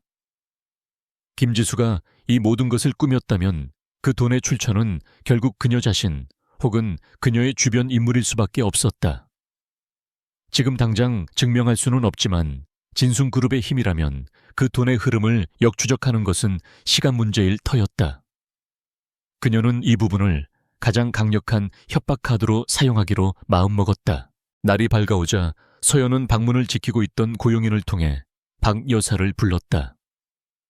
그녀는 박 여사에게 한태웅 회장과의 면담을 요청했다. 단 조건이 있었다. 김지수와 박 여사가 반드시 배석해야 한다는 것이었다. 그녀의 목소리는 떨림없이 단호했다.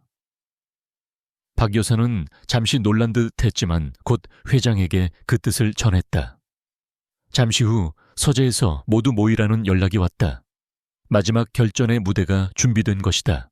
서재의 분위기는 무겁게 가라앉아 있었다. 한태웅 회장은 굳은 표정으로 휠체어에 앉아 있었고 그 옆에는 승리를 확신한 듯 여유로운 미소를 짓고 있는 김지수가 서 있었다.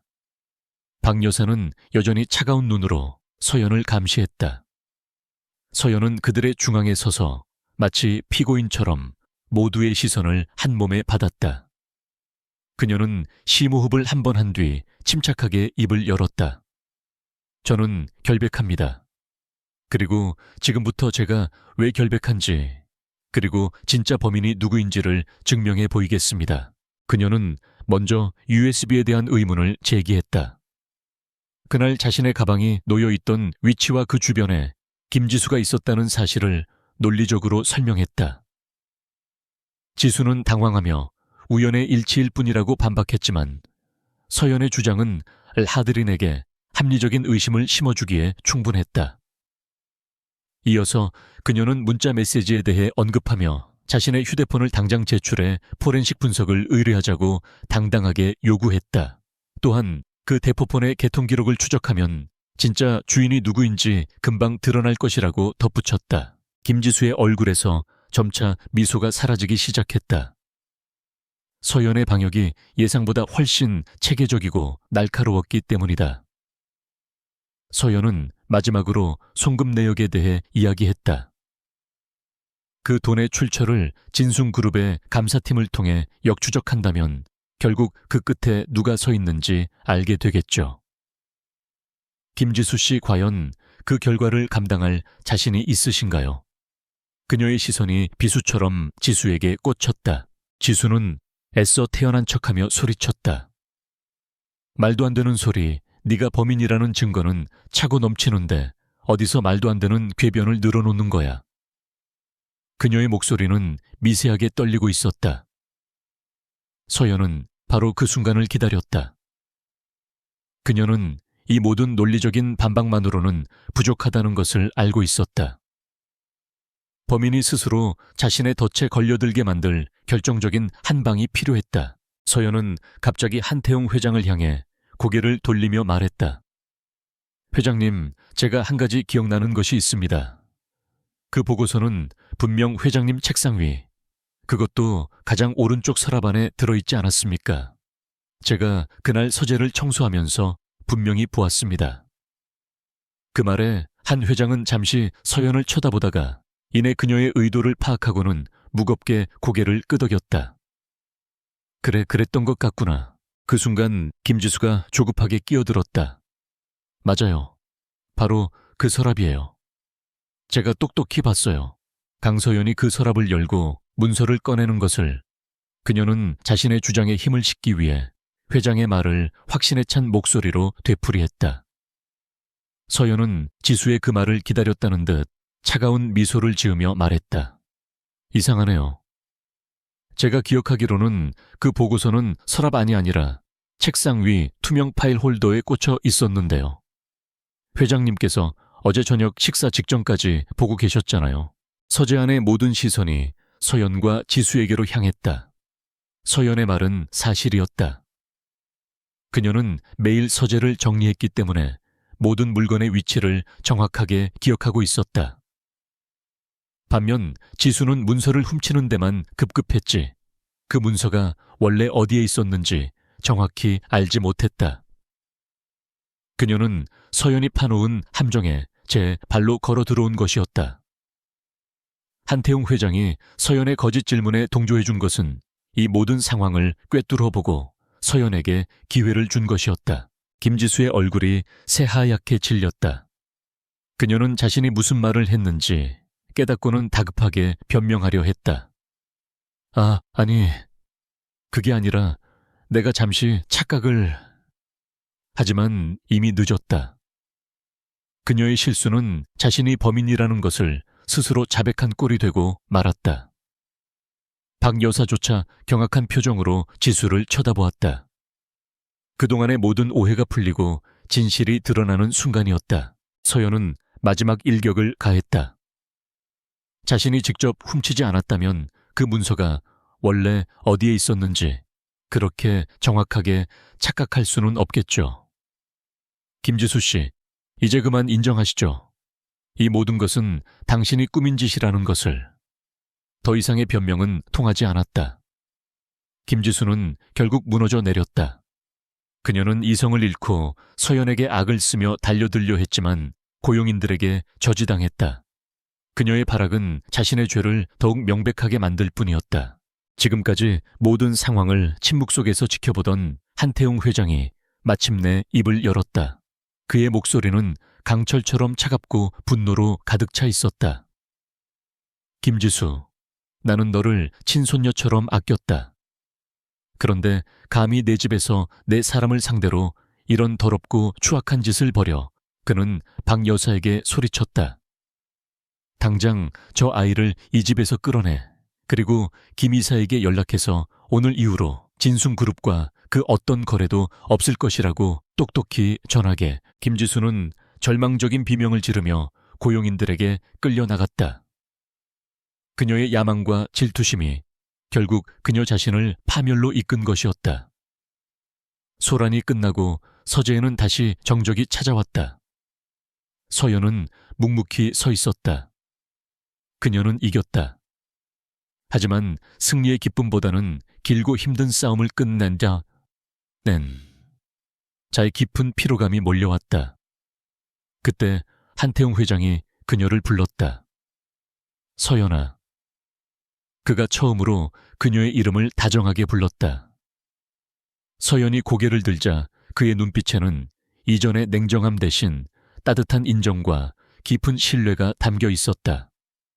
완벽한 승리였다. 김지수가 끌려나가고 서재에는 무거운 정적만이 감돌았다. 강서연은 마치 거대한 폭풍이 휩쓸고 지나간 자리에 홀로 서 있는 기분이었다.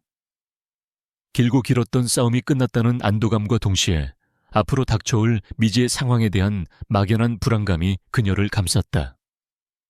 박 여사와 다른 고용인들은 조용히 서재를 정리하고 서연에게 죄송하다는 듯 고개를 숙인 뒤 모두 밖으로 나갔다. 이제 서재에는 서연과 한태웅 회장 단둘만이 남았다. 한태웅 회장은 한참 동안 아무 말 없이 서연을 지그시 바라보았다. 그의 눈빛은 더 이상 시험관의 날카로운 시선이 아니었다. 그 안에는 대견함, 미안함, 그리고 복잡한 인간적인 감정들이 뒤섞여 있었다. 그는 천천히 휠체어에 팔걸이를 잡았다. 그리고 다음 순간 서연은 자신의 눈을 의심했다. 그가 아무런 도움 없이 자신의 두 다리로 천천히 하지만 굳건하게 일어서는 것이 아닌가. 그는 더 이상 병약하고 심술궂은 노인 한신우가 아니었다. 그의 굽었던 허리는 꼿꼿하게 펴졌고 공허해 보였던 눈빛은 거대 그룹을 이끄는 총수의 위엄과 카리스마로 가득 찼다. 그는 서연에게 한 걸음 다가오며 나지막이 말했다. 그동안 힘들었을 텐데 정말 고생 많았다. 그리고 미안하구나. 이런 말도 안 되는 시험에 너를 끌어들여서. 그의 목소리는 이전과 비교할 수 없을 만큼 깊고 힘이 있었다. 서연은 이미 모든 것을 알고 있었지만 그의 진짜 모습을 마주하는 순간은 또 다른 충격으로 다가왔다. 그녀는 애써 놀란 표정을 지으며 뒷걸음질 쳤다. 회장님, 이게 도대체 어떻게 된 일이죠? 그녀는 이 연극의 마지막 장을 자신의 눈으로 직접 확인하고 싶었다. 한태웅 회장은 씁쓸한 미소를 지으며 모든 것을 털어놓기 시작했다. 내 진짜 이름은 한태웅, 네가 짐작했을지도 모르지만 진순그룹의 회장이다. 그는 창가로 걸어가 밖을 내다보며 말을 이었다.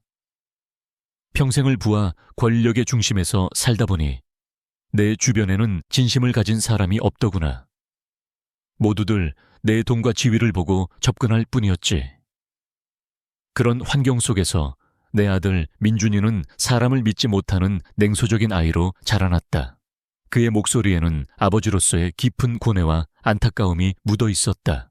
그는 아들에게 진정한 동반자를 찾아주고 싶었다고 했다. 돈이나 배경을 보고 접근하는 사람이 아닌 아들의 있는 그대로의 모습을 사랑해주고 그의 옆에서 든든한 버팀목이 되어줄 수 있는 지혜롭고 강한 여자. 하지만 평범한 방법으로는 그런 사람을 찾을 수 없었다. 그래서 그는 이 잔인하고 비정상적인 시험을 계획하게 되었다. 극한의 상황 속에서야말로 한 사람의 진정한 본성이 드러난다고 믿었기 때문이었다. 우리는 전국에서 너와 같이 어려운 환경 속에서도 좌절하지 않고 자신의 삶을 책임지려는 젊은이들을 수없이 물색했다. 그 중에서도 네가 가장 눈에 띄었지. 너의 총명함, 강인한 생활력, 그리고 무엇보다 따뜻한 마음씨. 그래서 너를 이 시험의 마지막 후보로 선택했다. 그는 서연이 이 저택에 들어와서 보여준 모든 것을 지켜보고 있었다고 고백했다. 그의 까다로운 요구를 묵묵히 견뎌낸 인내심 정원사를 감싸주었던 따뜻한 마음. 그리고 김지수의 모함에 맞서 자신을 지켜낸 지혜와 용기까지. 너는 내 기대를 훨씬 뛰어넘는 모습을 보여주었다. 단순히 착하고 인내심이 강한 아이가 아니었어. 너는 스스로 생각하고 상황을 분석하고 위기를 정면으로 돌파할 줄 아는 전략가였다. 진숭의 안주인이 되기에, 그리고 내 아들 민준이의 파트너가 되기에 조금도 부족함이 없는 인재야. 그의 말은 진심에서 우러나온 최고의 찬사였다. 그의 긴 고백이 끝나자 서연은 잠시 침묵했다.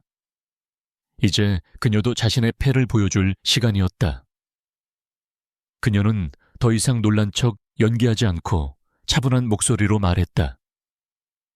회장님께서 한태웅 회장님이시라는 것, 그리고 이 모든 것이 시험이라는 사실은 얼마 전부터 알고 있었습니다. 그 말에 이번에는 한태웅 회장의 눈이 동그래졌다. 그는 놀라움과 흥미가 뒤섞인 표정으로 서연을 바라보았다. 서연은 자신이 그의 정체를 알게 된 과정, 즉 서재에서의 통화를 엿들은 것부터 박 여사의 말실수, 그리고 인터넷 검색을 통해 모든 것을 확인한 사실까지 담담하게 털어놓았다. 한태웅 회장은 그녀의 말을 듣고는 허탈한 웃음을 터뜨렸다. 허허, 역시 내가 사람 하나는 제대로 봤구나. 내가 너를 시험하는 동안 너 역시 나를 시험하고 있었던 게야. 그는 서연의 대담함과 지성에 다시 한번 감탄했다. 서연은 그에게 가장 중요한 질문을 던졌다. 그렇다면 이제 어떻게 되는 건가요? 이 길고 잔인했던 시험의 끝은 무엇이죠? 저와의 계약은 어떻게 되는 겁니까? 그녀의 목소리에는 조금의 흥분도 없었다. 그녀는 이 모든 상황을 감정적으로 받아들이기보다 철저히 이성적으로 분석하고 자신의 다음 행보를 결정해야 했다. 한태웅 회장은 그녀의 질문에 만족스러운 표정을 지으며 대답했다. 네가 서명했던 혼인계약서는 진짜다. 다만 신랑의 이름만 비어 있었을 뿐이지 나는 처음부터 내 아들 한민준의 아내를 찾고 있었다. 즉, 너는 법적으로 이미 내 며느리다. 그리고 그는 마지막 비밀을 털어놓았다. 갤러리에서의 만남 역시 그가 계획한 일이라는 것을. 그는 두 사람이 어떤 인위적인 조건도 없는 상태에서 서로에게 끌리는지를 보고 싶었다고 했다. 바로 그때였다. 서재의 문이 조용히 열리고 한 남자가 안으로 들어왔다. 며칠 전 갤러리에서 만났던, 그리고 서연의 기억 속에 강렬하게 남아있던 바로 그 남자 한민준이었다. 그는 아버지와 서연을 번갈아 쳐다보며 복잡한 표정을 지었다. 그 역시 모든 상황을 전해 듣고 이곳으로 온 것이 분명했다. 서연과 민준의 시선이 허공에서 마주쳤다. 민준의 눈에는 당혹감과 놀라움, 그리고 알 수 없는 호기심이 뒤섞여 있었다. 아버지가 그토록 칭찬하던 이 말도 안 되는 시험을 통과한 여자가 바로 갤러리에서 자신의 마음을 흔들었던 그녀라는 사실에 그는 큰 충격을 받은 듯 했다. 서연 역시 마찬가지였다. 자신의 고단한 삶에 한 줄기 빛이 되어주었던 아름다운 기억 속의 남자가 바로 이 거대한 연극의 또 다른 주인공이자 자신의 운명이 될지도 모르는 남자라는 사실이 비현실적으로 느껴졌다. 한태웅 회장은 두 사람 사이에 흐르는 미묘한 기류를 지켜보며 조용히 자리에서 일어났다. 내 역할은 여기까지인 것 같구나. 나는 너희에게 길을 열어주었을 뿐 그 길을 함께 걸어갈지 말지는 이제 너희 두 사람의 선택에 달렸다. 그는 그 말을 남기고 두 사람만 남겨둔 채 서재를 나갔다. 갑작스럽게 단둘이 남게 된 서연과 민준 사이에는 어색한 침묵이 흘렀다. 먼저 침묵을 깬 것은 민준이었다. 그는 서연에게 다가와 씁쓸한 미소를 지으며 말했다. 이런 식으로 다시 만나게 될 줄은 몰랐군요. 모든 게 저희 아버지께서 꾸민 일이었습니다. 당신에게 정말 미안하게 생각합니다. 그의 사과는 진심처럼 들렸다. 서연은 고개를 저었다. 사과하실 필요 없어요. 저 역시 제 필요에 의해 이 제안을 받아들였으니까요. 이제는 앞으로 어떻게 해야 할지를 생각해야겠죠. 그녀는 더 이상 연약한 피해자가 아니었다. 이 게임의 모든 규칙을 알게 된 지금, 그녀는 자신의 운명을 스스로 선택할 권리를 쟁취했다. 그녀의 당당한 태도에 민준의 눈빛이 더욱 깊어졌다. 그는 자신이 갤러리에서 보았던 그녀의 모습이 결코 우연이 아니었음을 깨달았다. 그녀는 처음부터 강하고 지혜로운 사람이었다. 두 사람의 진짜 이야기는 이제 막 시작되려 하고 있었다. 한태웅 회장이 나가고 서재에는 두 사람의 숨막히는 침묵만이 맴돌았다. 강서연과 한민주는 마치 서로를 처음 보는 사람처럼 혹은 너무나 많은 것을 알아버린 오래된 연인처럼 복잡한 시선으로 서로를 마주보고 있었다. 갤러리에서의 설렘 가득했던 첫 만남이 이제는 거대한 연극의 일부였다는 사실 앞에서 두 사람은 쉽사리 입을 떼지 못했다. 모든 것이 거짓이었지만 그 속에서 피어났던 서로에 대한 강렬한 끌림만큼은 진실이었기 때문이다. 먼저 대화를 시작한 것은 한민준이었다. 그는 서연에게서 한 걸음 물러서며 아버지의 계획에 대한 자신의 입장을 밝혔다. 아버님의 방식에 동의하지 않습니다. 한 사람의 인생을 통째로 시험대에 올려놓고 그것을 통해 짝을 찾겠다는 발상 자체가 얼마나 오만하고 폭력적인지. 저 역시 이 계획의 일부였다는 사실이 부끄럽습니다. 그의 목소리에는 깊은 자괴감과 아버지의 방식에 대한 오랜 반감이 묻어 있었다. 그의 솔직한 고백에 서연은 경계심을 조금 풀었다. 그 역시 이 상황의 피해자일지도 모른다는 생각이 들었다. 그녀는 그에게 날카로운 질문을 던졌다. 그럼 한민준 씨는 뭘 원하시죠? 아버지의 계획에 반대한다면 이 결혼을 무효로 하고 없던 일로 하길 원하시나요? 그녀는 그의 진심을 확인하고 싶었다. 그가 정말 아버지의 꼭두각시인지 아니면 자신만의 의지를 가진 독립적인 인간인지를. 민주는 잠시 망설이다가 서연의 눈을 똑바로 쳐다보며 대답했다. 아니요.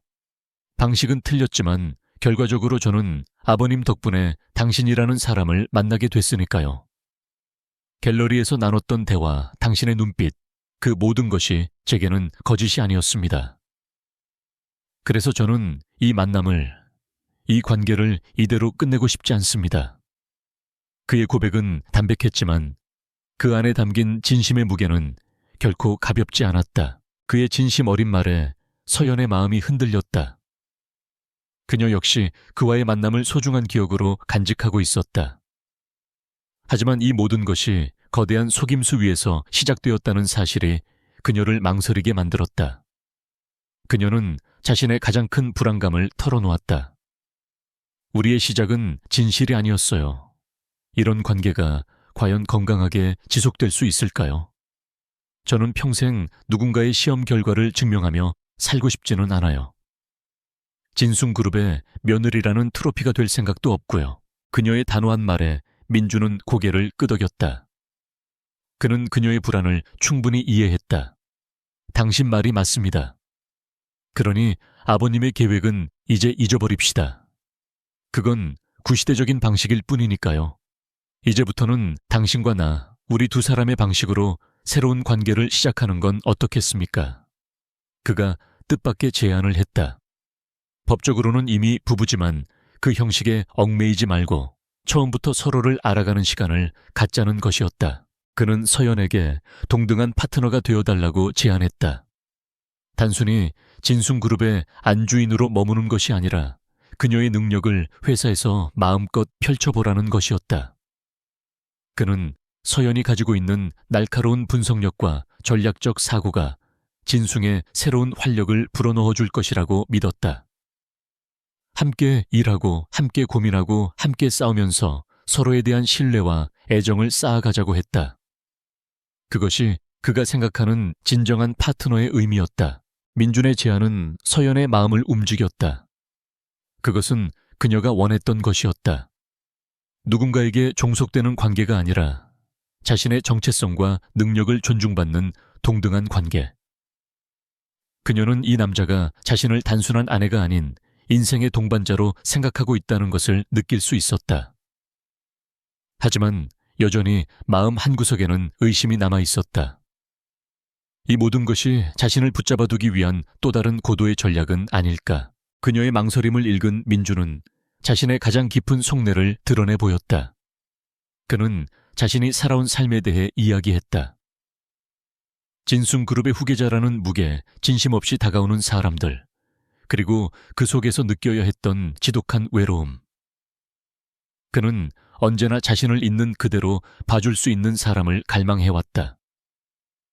갤러리에서 만난 서연에게서 그는 처음으로 그 가능성을 보았다고 했다.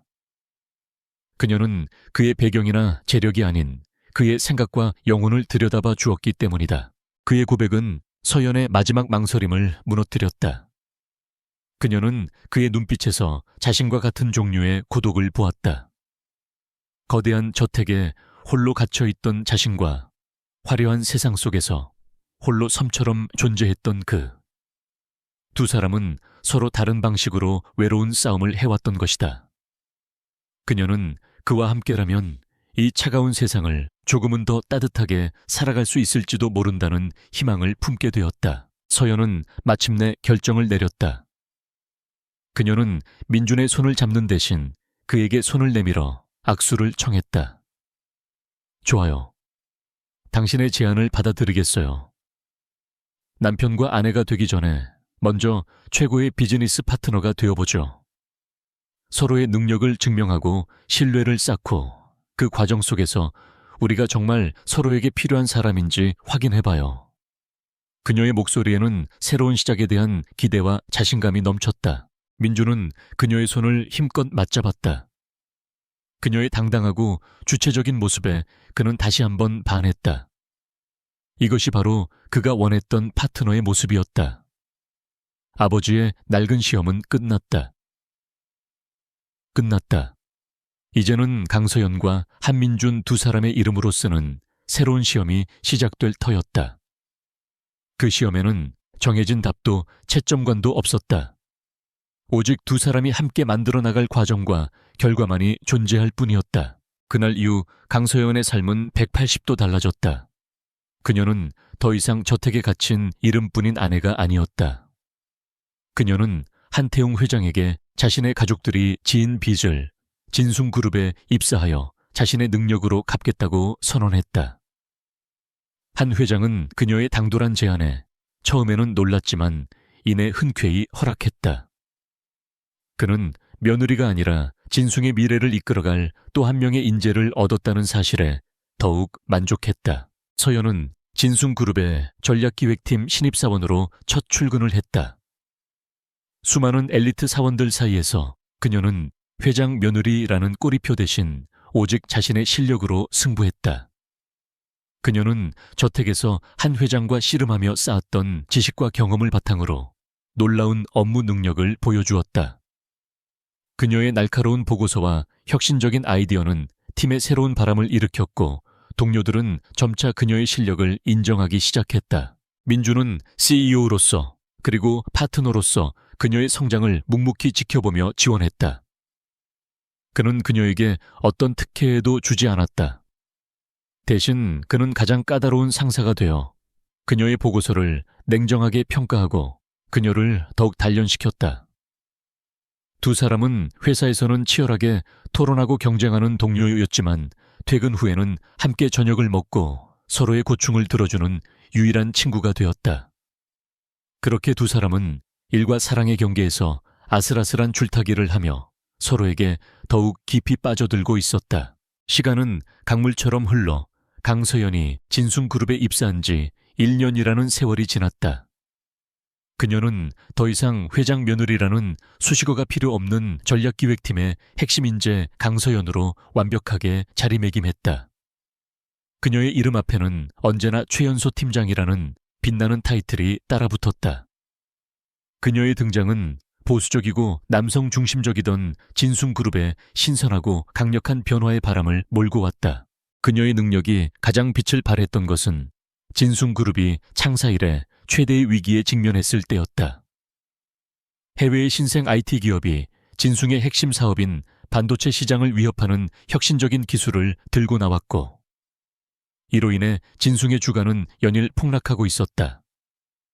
그룹의 원로 임원들은 기존의 방식을 고수하며 우왕좌왕했고, 위기 대응팀은 뾰족한 해결책을 내놓지 못하고 있었다. 그룹 전체가 거대한 불안감에 휩싸였다. 바로 그때 서연은 모두가 불가능하다고 생각했던 역발상 전략을 들고 나왔다.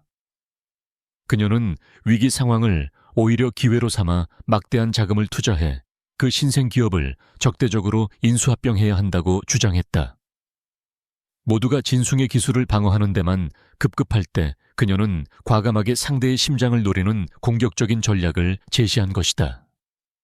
임원 회의장은 그녀의 당돌한 제안에 찬물을 끼얹은 듯 조용해졌다. 보수적인 임원들은 젊은 여성 팀장의 제안이 너무 무모하고 위험하다며 격렬하게 반대했다. 실패할 경우 그룹 전체가 파산할 수도 있는 엄청난 도박이었기 때문이다. 회의가 격론으로 치닫고 있을 때 서연은 자리에서 일어나 스크린 앞에 섰다. 그녀는 밤을 새워 준비한 수백 페이지 분량의 보고서를 바탕으로 자신의 전략이 왜 유일한 생존 방법인지를 논리적으로 증명해 보이기 시작했다. 그녀는 시장 데이터 경쟁사 분석, 그리고 미래 기술의 흐름까지 완벽하게 꿰뚫고 있었다. 그녀의 발표에는 한치의 망설임도 없었고 모든 반론을 압도하는 날카로운 통찰력이 담겨 있었다. 그녀의 당당하고 지적인 모습에 회의장의 분위기는 점차 바뀌기 시작했다. 반대하던 임원들조차 그녀의 논리에 설득되어 입을 다물었다. 발표가 끝났을 때 회의장에는 잠시 동안의 정적이 흘렀다. 그 정적을 깬 것은 한태웅 명예회장이었다. 그는 자리에서 일어나 서연을 향해 아낌없는 박수를 보냈다. 진숭의 미래를 이끌어갈 진정한 리더의 모습을 보았다. 나는 강 팀장의 의견에 내 모든 것을 걸겠다. 그의 절대적인 지지 선언에 회의의 흐름은 완전히 서연에게로 넘어왔다. CEO인 한민준 역시 그녀의 곁에 서서 그녀의 제안을 공식적으로 승인했다. 그 순간 강서연은 진숭그룹의 운명을 짊어진 새로운 리더로 인정받았다. 그 후 몇 달 동안 서연은 인수합병 프로젝트의 총책임자로서 눈코 뜰 새 없이 바쁜 나날을 보냈다. 수많은 밤을 새우고 대륙을 넘나들며 치열한 협상을 벌였다. 한민주는 그녀의 가장 든든한 지원군이자 파트너로서 그녀의 곁을 지켰다. 마침내 진숭그룹은 모두의 예상을 깨고 성공적으로 M&A를 성사시켰다. 이 일은 대한민국 재계 역사에 길이 남을 전설적인 사건이 되었고 진숭그룹은 위기를 넘어 한 단계 더 도약하는 계기를 맞았다. 한편 서연을 모함했던 김지수와 그녀의 집안은 완전히 몰락의 길을 걸었다. 한태웅 회장이 진순과의 모든 거래를 끊어버리자 그들이 운영하던 회사는 자금난에 시달리다 결국 부도 처리되었다. 부와 명예를 모두 잃은 지수는 해외로 도피하듯 떠났다는 소문만 무성할 뿐이었다. 오만과 질투가 부른 비참한 최후였다. 서연은 그녀의 소식을 전해 들었지만 어떤 감정도 느끼지 못했다. 그녀는 더 이상 과거에 얽매여 있지 않았다. 프로젝트가 성공적으로 끝난 어느 날 밤, 서연과 민주는 텅 빈 사무실에 단둘이 남아 있었다. 창밖으로는 서울의 화려한 야경이 별처럼 펼쳐져 있었다. 지난 몇 달간의 치열했던 시간이 주마등처럼 스쳐 지나갔다. 민주는 따뜻한 커피를 들고 서연에게 다가와 그녀의 어깨를 부드럽게 감쌌다. 이제 당신 없는 진숭은 상상할 수도 없게 됐어. 내 인생도 마찬가지고. 그는 서연을 자신의 쪽으로 돌려쓰고 그녀의 눈을 깊이 바라보았다. 우리의 시작은 비즈니스 파트너였지만 함께 싸우고 함께 기뻐하는 동안 깨달았어. 나는 당신을 존경하고 신뢰하고 그리고 사랑하고 있다는 걸. 이제는 내 아내가 되어주겠어. 서류상의 부부가 아니라 진짜 내 인생의 동반자로서. 그의 목소리는 조금 떨리고 있었지만 그 어떤 프레젠테이션보다 진실되고 간절했다. 서연은 말없이 미소 지으며 그의 목을 끌어안았다. 그녀 역시 그와 같은 마음이었다. 치열한 비즈니스의 세계에서 서로의 등을 지켜주며 두 사람은 세상에서 가장 완벽한 파트너이자 서로에게 유일한 안식처가 되어주었다. 그들의 관계는 시험으로 시작되었지만 그들은 그 시험을 통과해 신뢰와 존중, 그리고 사랑이라는 진정한 결실을 맺은 것이다. 1년 후 진숭 그룹 회장 이취임식. 강서연은 그룹 역사상 최초의 여성 부회장이자 최연소 CEO로 취임한 남편 한민중과 나란히 단상 위에 섰다. 그녀는 더 이상 빚에 쪼들리던 가난한 소녀가 아니었다. 그녀는 자신의 운명을 스스로 개척하고 대한민국 경제를 움직이는 가장 영향력 있는 여성 리더 중 한 명이 되어 있었다. 한태웅 명예회장은 객석에서 두 사람의 모습을 바라보며 만족스러운 미소를 지었다. 그의 가장 위험했던 도박은 가장 위대한 성공으로 끝을 맺었다. 취임식이 끝나고 서연과 민주는 진숭그룹 본사 최고층에 있는 집무실 창가에 섰다. 하얘질러 역서울의 하늘이 아름다운 노을로 물들고 있었다. 민준이 서연의 손을 부드럽게 잡았다. 우리가 함께 만들어갈 진숭의 미래는 저 노을보다 더 아름다울 거야. 서연은 그의 어깨에 기대며 대답했다. 물론이죠. 이제부터가 진짜 시작이니까. 두 사람의 눈빛은 희망과 자신감으로 가득 차 있었다. 그렇게 진숭그룹의 새로운 시대가, 그리고 두 사람의 진짜 사랑 이야기가 이제 막 장엄한 서막을 올리고 있었다.